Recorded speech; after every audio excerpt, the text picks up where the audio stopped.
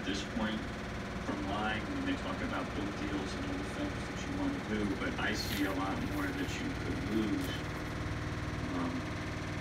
by telling the truth today, given the threats and other things that have been made against you and your family. So that's how I'm interpreting it. And of course, you brought documents with you as well to bolster the credibility of your testimony.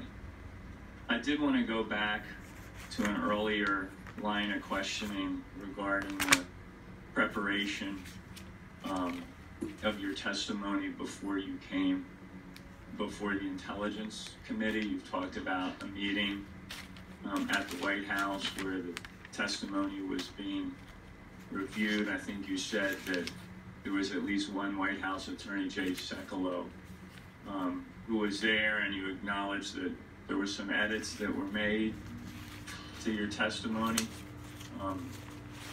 So on that topic, who at the White House reviewed your testimony? I don't know the answer to that. The document was originally created by myself, along with my attorney at the time, from McDermott, Will and Emery. And there was a joint defense agreement, so the document circulated around. I believe it was also reviewed by Abby Lowell, who represents Ivanka and Jared Kushner. Why did you provide the testimony to the White House? It was pursuant to the joint defense agreement that we were all operating under. Mm-hmm.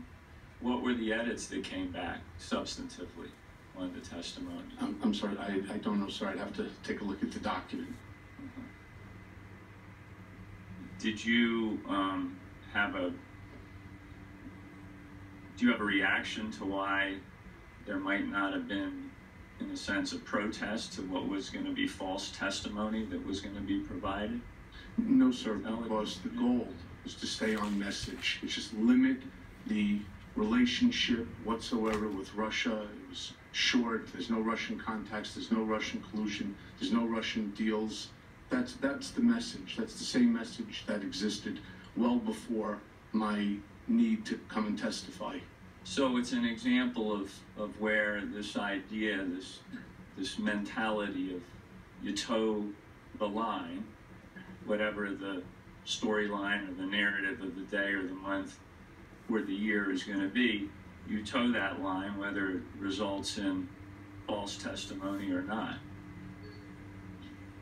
I towed the party line, and I'm now suffering, and I'm going to continue to suffer for a while along with my family as a result of it, so yes. Let me switch gears quickly before my time expires. And you may not have direct knowledge of some of these things, but you're offering us some very helpful perspective on how the Trump world operates. And frankly, another reason I find your testimony fairly compelling and credible is because a lot of the things you're describing, a lot of the behavior you're describing, is very consistent with what we all see every single day. So it's not a leap for us to arrive in the same place of perspective that you presented. I'm interested in some of the activities around the inaugural committee, the inauguration of the president. There was an article that appeared in ProPublica, it's a watchdog group, about some negotiation on pricing of things at the Trump hotel, where it looks like the rental that was being quoted was substantially, even double what you would expect to pay according to what the market should bear. And so in a sense, the Trump hotel was upcharging to the inaugural. Even I couldn't afford to stay there. Committee. Yeah. And so I'm just curious, do you have a sense of whether that kind of a practice is something that is consistent or inconsistent? Is it possible that that kind of upcharging could be done inside a Trump operation? It did happen, and Gentleman's time what I can say to you is I wasn't part of the inaugural committee. I raised a lot of money for the inauguration, but I was not part of it, and there was a lot of things that issue is something that's also obviously we've read about in the paper being investigated at the current moment. Thank you. Mr. Higgins.